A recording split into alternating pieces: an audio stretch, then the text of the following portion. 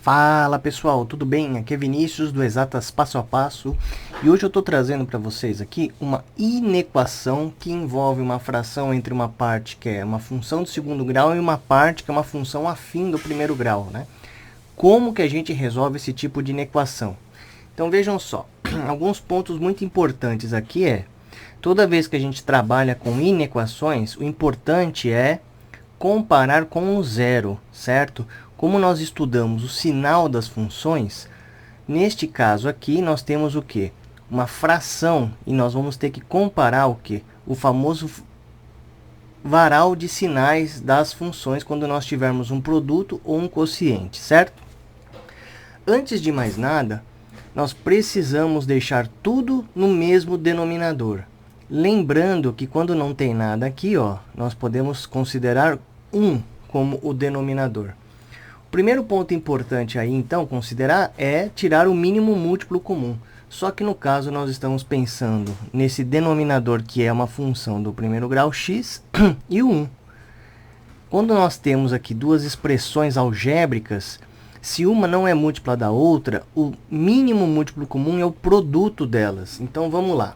Em primeiro lugar, temos as duas frações que nós vamos ter que considerar. Então, veja só, o mínimo múltiplo comum entre x e 1 é x. Então, esse vai ser o denominador comum aqui, o mínimo múltiplo comum, que vai ser o denominador das duas frações. O sinal de desigualdade continua, que é maior igual. Agora, qual que é o procedimento de sempre? É você pegar o denominador, que seria o mínimo múltiplo comum, e dividir cada fração por ele, e o resultado disso você multiplicar com o numerador, que é a parte de cima. Então, vamos lá. X dividido por x é 1. Algo dividido por ele próprio é 1. 1 vezes o numerador, que é a parte de cima, vai dar x² mais 5. Agora, x, que é o denominador do lado direito da desigualdade, dividido por 1, que é o número que está abaixo do 6, é o próprio x. X dividido por 1 é x. Vezes 6 é 6x.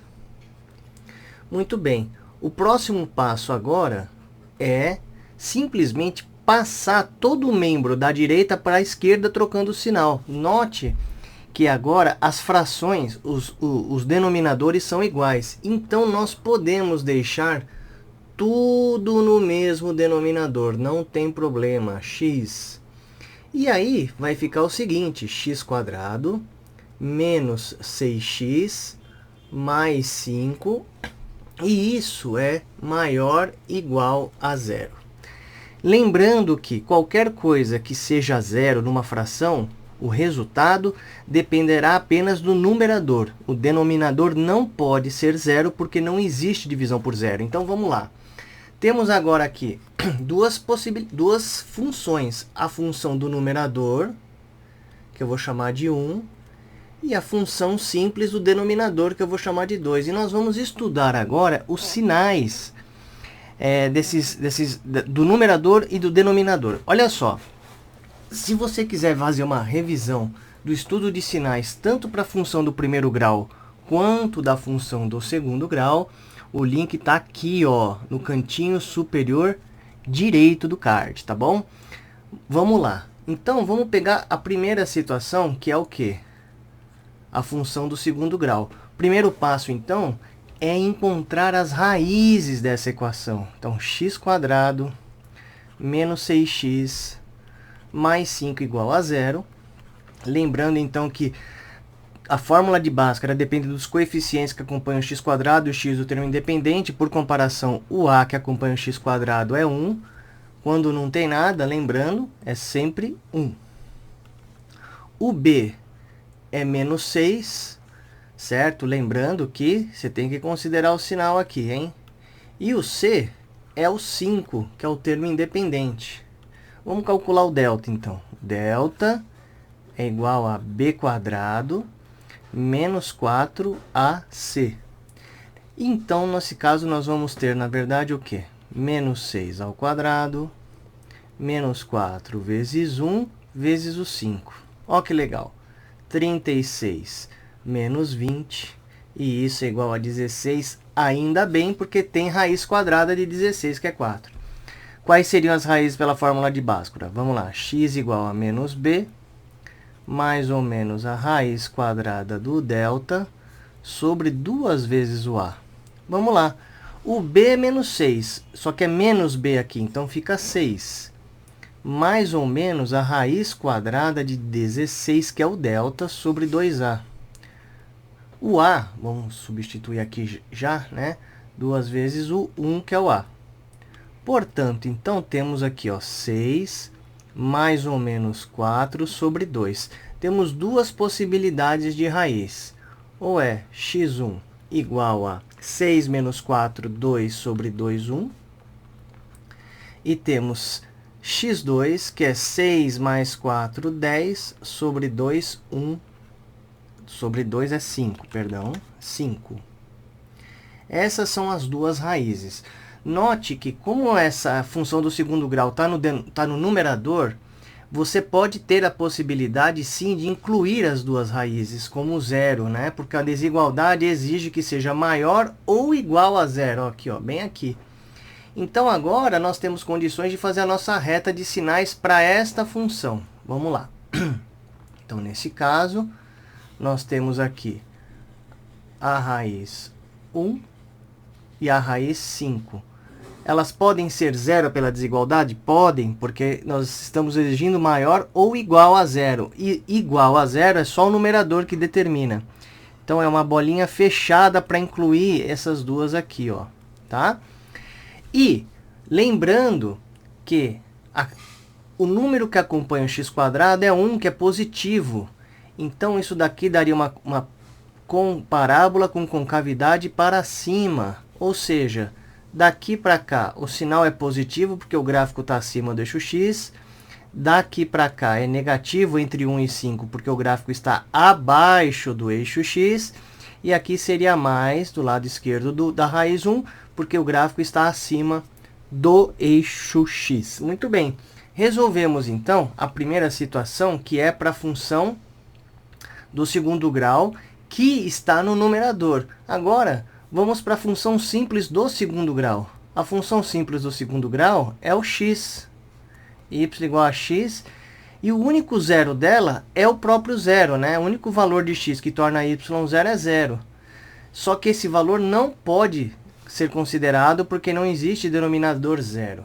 Portanto, para este outro caso aqui, ó, nós vamos ter aqui o zero à esquerda do 1, só que, ó, uma bolinha aberta. Uma bolinha aberta porque eu estou excluindo o zero da solução. Como o número que acompanha o x na função do primeiro grau aqui é 1, que também é positivo, então, à direita do zero é positivo o seu sinal, o mesmo sinal do a, mesmo sinal do número que acompanha o x. E à esquerda é menos. Com isso, pessoal, nós acabamos de formar aqui um varal de sinais que nos permite obter o quê? O sinal do quociente entre as duas funções. Lembrando que quando você tem multiplicação de sinais ou quocientes, as regras valem do mesmo jeito. Então, olha só, eu tenho aqui o 5 aqui, que pode ser zero também, está incluído. Eu tenho aqui, ó, o 1, que também está incluído. E eu tenho o zero aqui, ó, que está fora. Agora, o que nós temos que fazer? Pensar no produto desses sinais. Então, veja só, mais vezes mais dá um número positivo mais. Menos vezes mais dá um número negativo menos. Mais com mais dá mais. E mais com menos dá menos. Pronto! Acabamos de resolver aqui, pelo varal de sinais, o sinal da fração entre as duas funções. E o que se é desejado? Que seja maior ou igual a zero, que está bem aqui, ó. Porque nós passamos esse 6 para o outro lado, né? Deixamos tudo para fazer uma comparação entre o zero, que é bem mais fácil, certo? Se ele quer maior ou igual a zero, nós vamos considerar esse intervalo, que é o positivo, ou este aqui, ó. Então, como que a gente escreve a solução agora? Duas maneiras, né? O zero está fora. Então, ou você faz uma anotação de colchete, ó, 0 está excluído, o 1 está incluído. Então, colchete para dentro. União. Agora, o outro intervalo é o 5 está incluído, colchete para dentro e o 5, e ele vai lá para mais infinito. Quando a gente fala mais infinito, não inclui o infinito. Então, essa aqui seria uma maneira de você expressar a solução. A segunda maneira seria a seguinte, ó. Solução. X pertencente aos reais, tá o quê? Olha só, o zero é menor do que x, ó, ele não pode estar incluído, mas ele pode ser menor ou igual a 1, porque o 1 pode zerar, ou o x é maior ou igual a 5, porque o 5 também pode estar incluído para zerar aquela contribuição da equação que fala do igual a zero. Tá bom, pessoal? É isso. Um exercício rapidez aqui de resolução de inequação quociente envolvendo uma função do segundo grau e uma função linear simples. Valeu!